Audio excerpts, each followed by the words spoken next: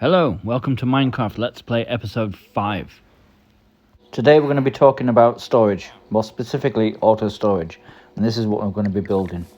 But first, we're starting a competition. Now it's cost me an absolute fortune in redstone to build the scoreboard. So if you want to get your name up here, you want to be the first, this is what I need you to do, okay? There are two things I want you to spot in this video that are completely out of place in our timeline. One, we haven't been to the Nether yet, and two, if you watched my tutorial on wheat farms from last week, they're two really big clues, so keep your eyes peeled, okay? Now, we've also expanded our family, and we've got 4 dogs now. We've got Choco and Sub, so we've got 4.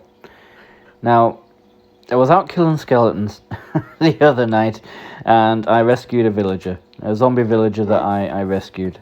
This is our resident cleric. Now, I rescued him around here, and he just happened to follow me home. And I found a brewing stand in another village, so he's taken it upon himself to be a cleric with that stand. And he's also stolen my bed. So, yeah, it's a fight when I want to go to bed on the night time. But that's not part of the competition, so don't suggest him. I've also managed to expand our map a little bit. We've gone from 25 blocks to nearly 100. We found some really interesting stuff out here. You can see our main village in the middle. You go down to the village where we kidnapped our villagers from last week. And if you go over to the right, over the mountains, we've got another village to explore. Now, a quick look around this village when I was scouting the map, it's completely abandoned. And there's lots of zombie villagers to rescue, which we'll be doing later on. So it's pretty cool, actually. We just need to head up now, see what's up there. So today's video, we're going to be building an auto storage unit, because my little storage facility that we built in our first episode is it's getting really full. All these chests are chocker, and we can't fit any room for any more. So I've placed a load of chests. Okay, we've got 35 double chests here, all in a row, sideways, and I've filled them with everything that I want to categorize. So we've got one thing in each chest. Alright, and what we're going to do is build an automated system to sort all these from one input chest, and it'll recognize each one and put them into the appropriate chests. Okay, so it's going to be pretty cool, and it's not that difficult to build, really.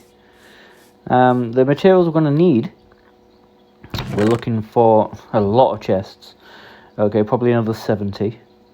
A lot of hoppers, so it's very iron intensive, this. The redstone dust, which is easy to get. We're going to need some redstone torches, some sticks, and we're going to need some stone. And we're going to need some nether quartz. Again, this isn't part of the competition, so don't suggest that. So the first thing we're going to be doing... Oh, yeah, of course. We need some leather. Your time is up, my friends. I'm afraid some sacrifices are going to have to be made. Now, first thing we're going to have to do is go through to the nether to mine these nether quartz. It's the only place you can get them, and they're vital for making comparators and making redstone circuits. So we've got a few things that we're going to be taking with us, a few essentials. I've actually got a sword. I think this is the first episode where I've been prepared and actually have a sword on me. And some cobblestone and some food and things like that. Now we'll go over to the Nether Portal remnants that we found when we were making our map in episode 2.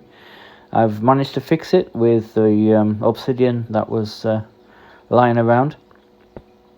And I'm just going to build, for now, a few steps going up into it. If we decide to keep it here, we may build a monument around it, which looks a lot better than this. But for now, we'll just pop these steps up there.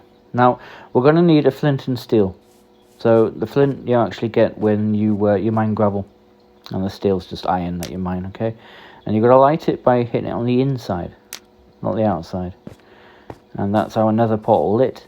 Now, it's important to take the steel with us, because if it gets attacked by a geist on the other side, it could blow it out and then you'll be stuck. But wait, don't go through just yet. There are things in this nether that really don't like you. One of them are pigmen. Now, pigmen hunt in packs. Now, one way you can get around this, because they're quite a pest, is to wear one item of gold armor. I don't know why. It just fools them into thinking that you're their friend. So wear that one item of gold armor, and they'll leave you alone. Just don't get caught digging the gold near them, because they get really protective over that sort of stuff. So now we're ready to go through to the Nether, right? Don't run through the portal. Just stand on it. It takes a few seconds. Let Minecraft do its thing.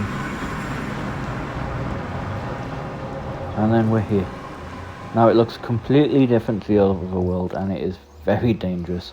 There's nothing but lava and mobs that are trying to kill you. And it looks like we've actually spawned right between two biomes here, so that's going to be great. Now we just want to build a little structure, nothing fancy, around our Nether portal. It's just to protect it, because geists fly and they shoot fire out of their mouths, and if they hit the inside of the portal, they will switch it off. And if you don't have a flint and steel with you, you have to replicate that to actually get it switched back on. You need to get a geist to hit the inside of it, which is it's just crazily, stupidly dangerous. What have we? I can hear that it's just one little guy. These look familiar. You see them in the underworld. They're green. One-on-one, they're pretty simple to take out. But honestly, when you turn them in together, they're quite tough. They can really do some damage. And I think we'll go and have a quick explore. It's a good place to come, the Nether, for experience points. When you're mining Nether quartz, they give you a ton of experience, and sometimes I'll just come down here all day and mine and get from say, level 4 to level 30 in about an hour. So it's really cool.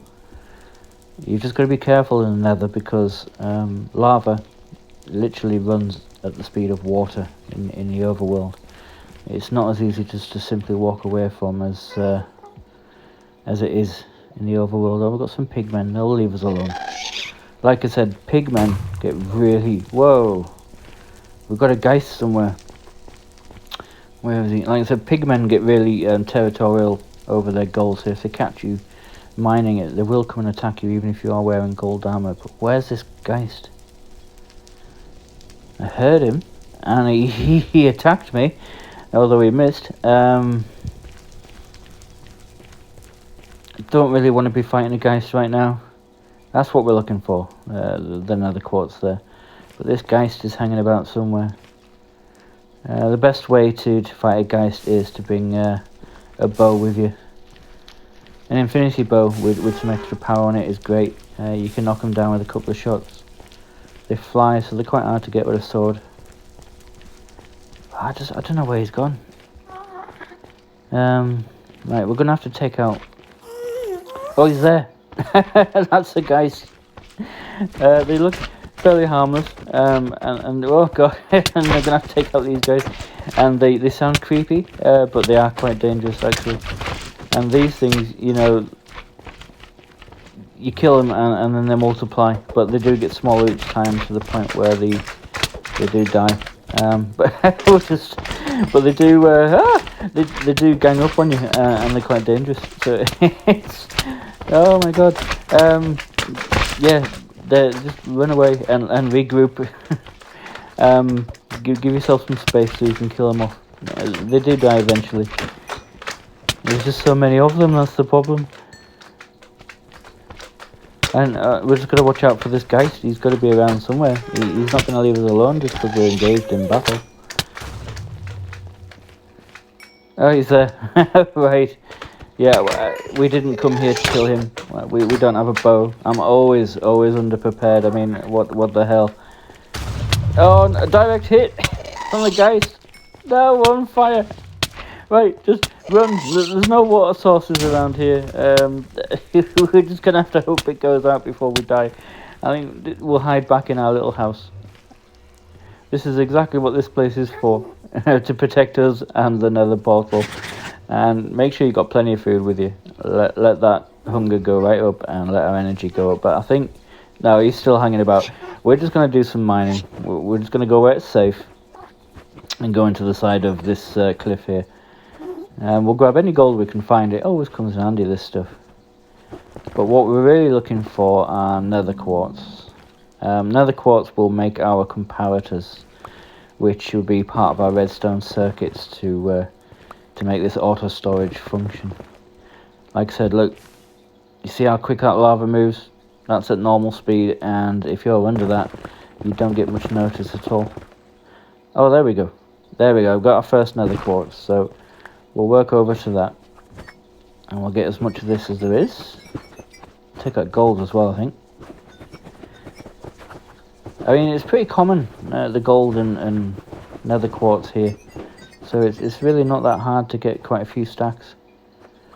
The problem with this place is you never know which block you're digging out from under you, if it's the last block with a huge fall, you're down to lava, so you've just got to be so careful. You can see how far down it is there. One wrong block and you're done really, but I mean that's us for now. We'll go back. And oh, it's brought us out somewhere else. What's that? Okay, big clue there. Okay, now yeah, the nether portal brought us out somewhere different. It's not far from home, but I'm guessing it's just because we're right on the edge of the cliff in the nether. We made it, cleric. We're back. Were you worried? I wasn't worried. No, I wasn't worried at all. I was terrified. You don't look worried. Gives me a bit of a complex, that, you know. You just don't seem to care. You're so cold. Right, back to what we're doing. We've got another quartz. So the first thing we're going to do is add some more chests to this. One double chest per item is just not going to cut it, really. Now you can make this thing as tall as you want. You can have one double chest, you can have a second double chest on top, which we're going to be doing today, or you can have 10 stacks of chests going upwards. It's really down to how much you want to spend on iron on these hoppers. So we'll just make sure everything's clear out of the way here, and we'll grab our chests. Now, when laying these chests, you really need to bend, because you're going to be laying on top of other chests. So, as we saw in a couple of episodes ago, the chests will just open if you try and put them down without bending. So, we'll just add all these right on top.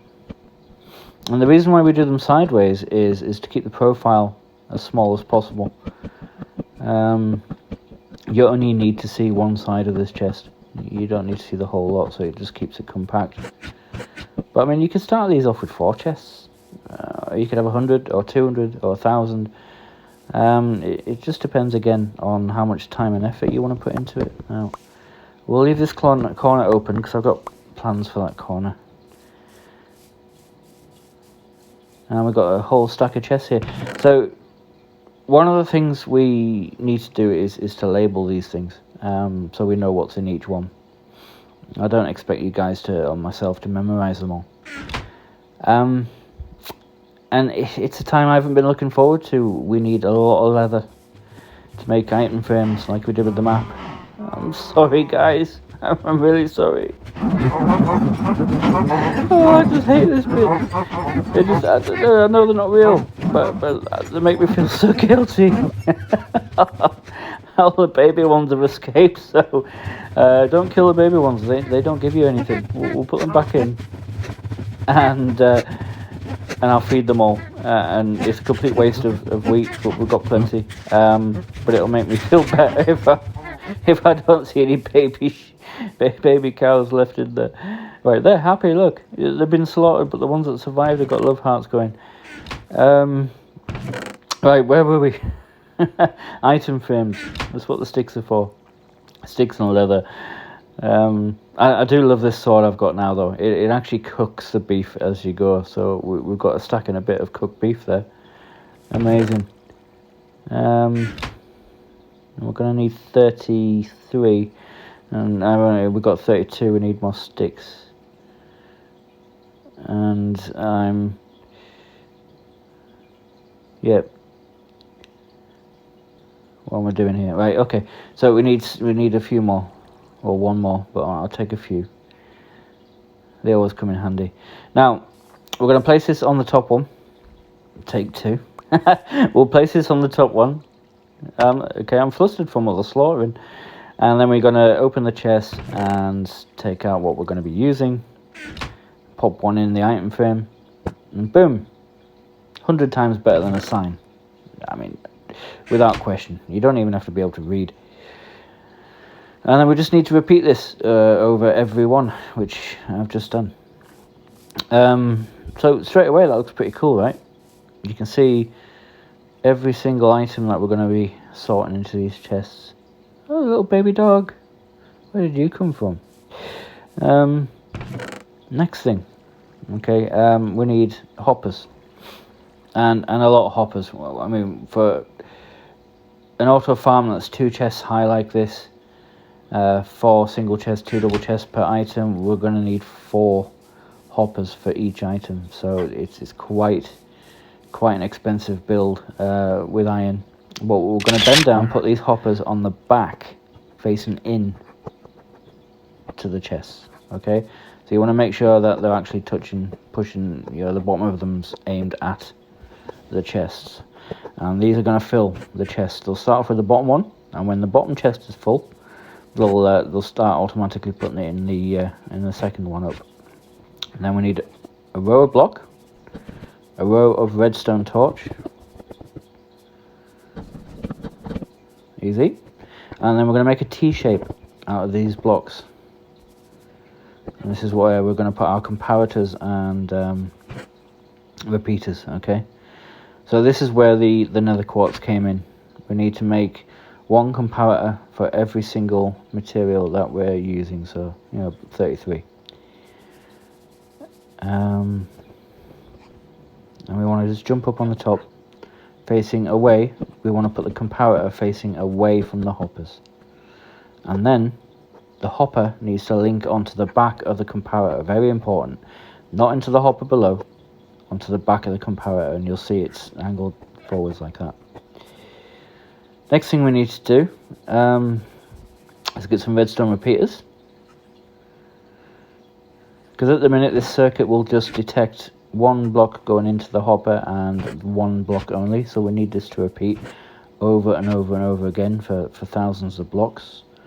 That's where the repeaters come in handy. And we're just going to build a loop. So every time the comparator detects a block in the hopper, it'll open the hopper. And 1 more row down the bottom there, and then just fill all that up with redstone dust. Now yes, I'm doing this really quickly because we've got a lot of ground to cover in this tutorial, and I did not want it to last an hour and a half. As you can see, when you put something in the hopper, it lights up, the circuit's active. Now we're going to need a way to get the materials around this system. Okay, you can do it with water systems, but my experience with creepers, water and redstone, it just doesn't mix. So we're going to be using hoppers. So if we place a chest down, put a hopper straight into that, okay, and then like I said in the second video, you look at the direction that you want the materials to run with these hoppers. So they're going to run from left to right there, okay?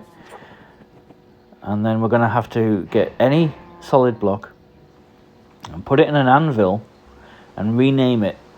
Now it's important this, you can rename it anything you want. I rename it as filter.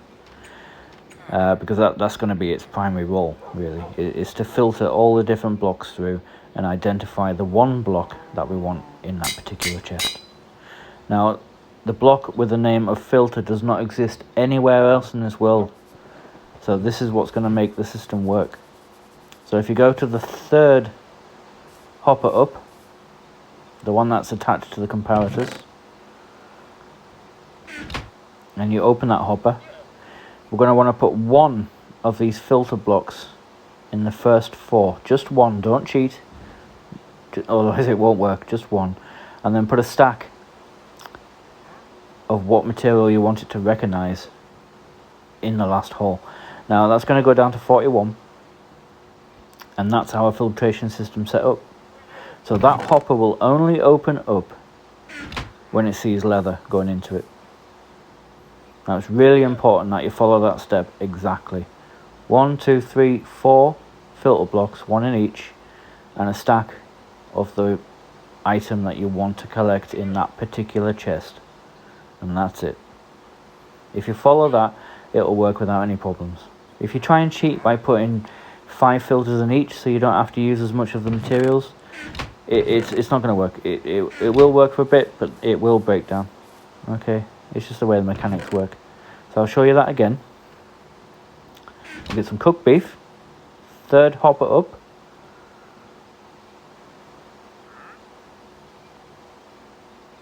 Our filter blocks, 1, 2, 3, 4, no more, and then a full stack of whatever block we want in that chest.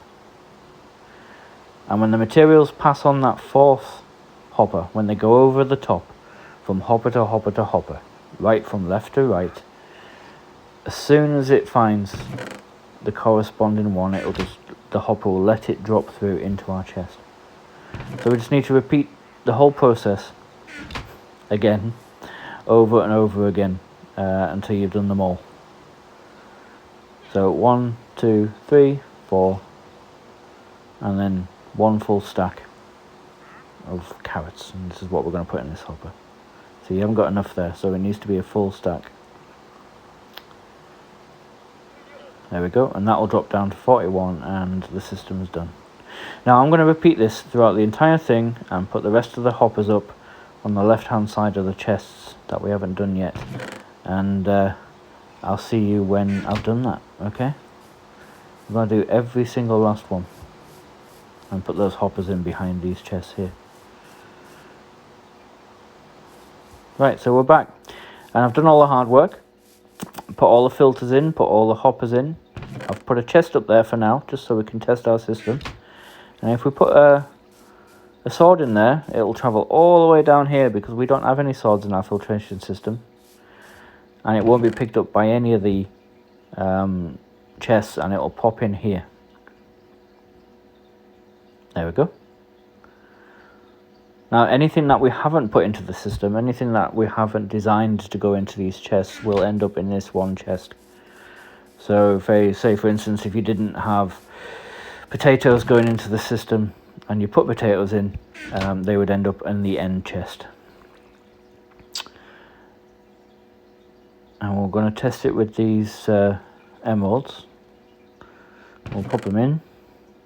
You see them going down, and it will travel right into this first one where it recognises the emeralds from the filter system in that 3rd hopper. And that's it, basically. I want to do something with these input and output chests. I'm not happy with them being up so high, so we're going to build a system to have those a bit lower down, so they're a bit more aesthetically pleasing. See, I told you I had to fight to get in my bed. How comes he gets to sleep during the day, but I don't? It's hardly fair, is it? So yeah, there we go. That's it, really. It's pretty simple once you get the hang of the redstone circuit. And the redstone circuit's the same for every single one. So once you do it on one of them, you can do it on all of them.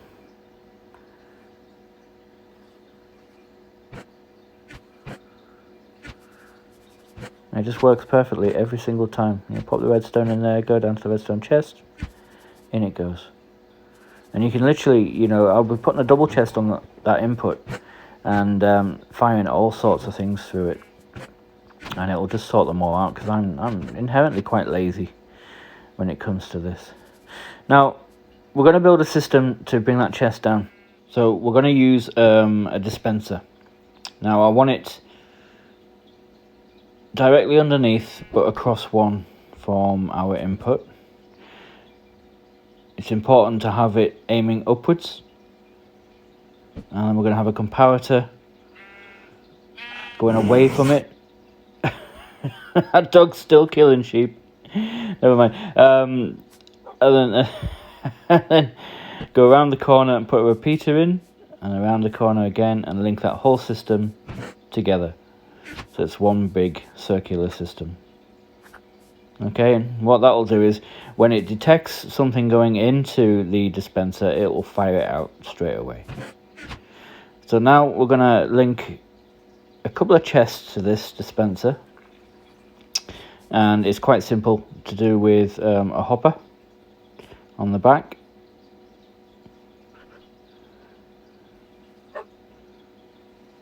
There we go, and then 2 chests, and that'll be our main input. So you can fill this chest up with anything you want, and it will sort it all out for you.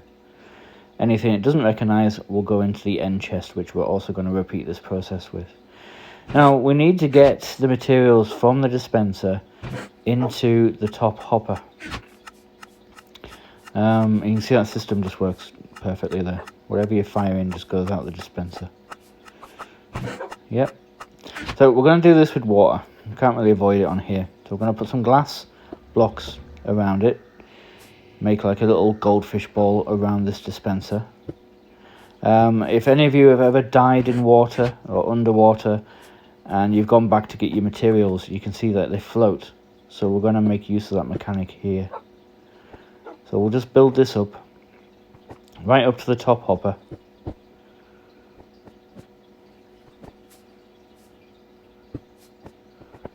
There we go. Just a couple more. The reason why I use glass is because you can actually open the chest when you've got a glass block on top of it, so it works quite well. And then we're just going to go 1 block higher than the actual hopper and 1 block back and place a glass block on that second hopper. So now we're going to want some water. We've got some buckets, and I think we're going to have to go to sleep. We don't want to get caught out by a creeper at this stage. And you need to move, Padre. You need to let me sleep in my own bed. We're going to get rid of these chests, I think, and I'm going to put another bed in there so we're not always fighting over it. Now, it's important not to fill these from the top down, because that will create down current. We want these to float, so we need still water. We don't need running water. So we're going to have to go right to the edge and drop one in the very bottom block. And then drop one in the block above that. And then one in the block above that. And then the top block, because it's 2 blocks wide, it's going to run into the hopper. So the dispenser's going to fire these out. They're going to float to the top. And hopefully, if I've built it right, they will go into that hopper. Perfect. That's how we lower our chest. It's a really low-tech way. If you protect it from creepers exploding, it'll work just fine. The more low-tech, the better. The less complicated things are, the better they're going to work, really, or the more reliable they'll be. And this, bringing this one down, we just need to use a few hoppers. We'll just extend this hopper out.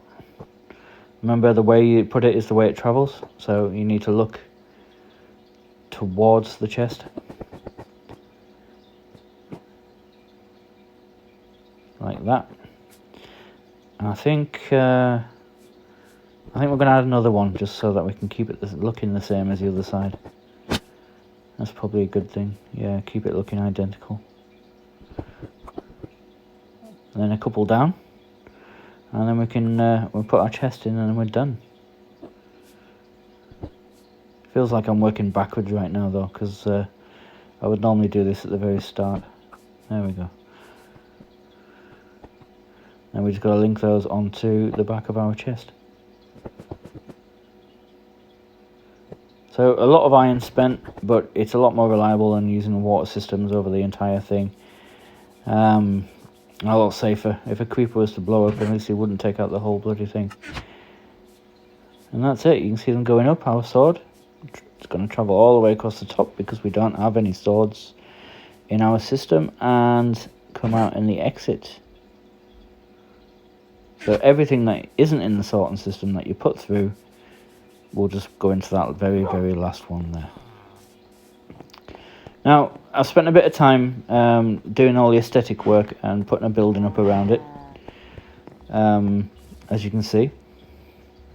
I've also put down a little patio type area, and I've been putting a lot of materials in there. A lot of materials. We've emptied pretty much every single double chest that we have, and it's working perfectly. I built that corner up and put a little crafting table in, and anything that we don't have in the system, which you can add at a later date, mind you, this is extendable, goes in that last one there. I've put 2 lots of cobblestone in here too, because we just seem to have so much of it. I mean, it'll come in handy because we're going to be making a lot of stone and a lot of smooth stone in the coming episodes, and we're going to be making a lot of concrete, so we're going to need a lot of gravel and sand as well. But this is a good way to organize things, because now we're doing bigger projects, we're going to need a lot more materials, so you really want them where you can find them easily. As you can see, it's just working flawlessly. And we'll go over here just to show you that it works on this side too. And you can put anything you want in it. It's really down to you. What order you put them in, what materials you put in. It's just whatever you like to use, I guess. Now, around the back here, I have put a little door in. Because, there we go. We need access to this for maintenance. Sometimes the game can glitch and 2 materials will go through this dispenser at once, and that will block it. So you simply just open the dispenser up and take them out, and it'll start to work again. That happens maybe 1 in every 10,000 blocks I put through or something. Now, I've lit this place up really well, because we do not want mobs spawning in here, especially creepers. You can see our filter system's still running perfectly. Creepers exploding here would just be a complete disaster, wouldn't it? So I've put a lot of torches in just to make sure it's well lit. So at least we can get to every last bit of this. And I've also dug a little channel so we can get to the redstone torches.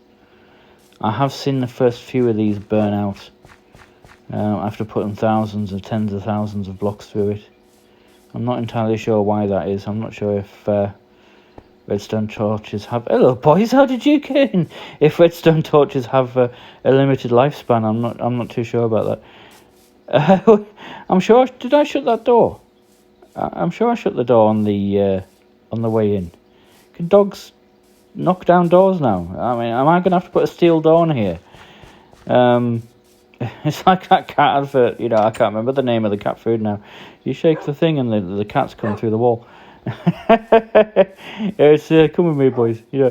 Now, I've put a couple of other things in here. Who are you? I mean, what am I at the minute? The dog whisperer. We've got 2 dogs here that don't even live here. And we've got 1, 2, 3. Where's Echo? We've got 3 or 4 dogs that don't live here, and I've lost one of our... Where is he? Did I leave him in here? Oh, you're there! Where were you? Come on, get out of there. Just come back with us, because the tutorial's nearly over. We need to finish this off. Alright, sit. Stay there, please. Yeah. Where was I? Oh, yeah. We'll pop these emeralds in here. And you can see it if you run around the back really quick. You can see them going up the water system. Like I said, materials float. And if we go around to the front and check in the chest, which was just emptied, we've got 10 emeralds in there, so it's perfect, really. I'll put a couple of other things down here as well. We'll put down an oven and a chest. Now, these things here are the only things I found that can't go in this system. They block it up. I think it's just the way that the dispensers work. If you put a water bucket or a bottle or a flint and steel in, it just jams it up. So it's always worth just remembering that they don't go in there. We've got an anvil. We've got a crafting table. And a grindstone down here as well. And I've got some empty chests which we're going to be putting materials in, like concrete, for when we're actually doing bigger builds. And this area is where I'll be making prototype redstone circuits, just to test them out. I like to make a lot of stuff around here because all the materials are really handy. You know, you've got this huge area now. It's great to work in. So that's it really for this episode. Look out for those two things. One is to do with last week's episode with the dude with the wheat farm, and the other one was pretty obvious earlier on, to do with the Nether when we came back there. So comment on those, let me know what they are, and the timestamps, and I'll put your name up on the scoreboard. Don't forget to like and subscribe. See you next time.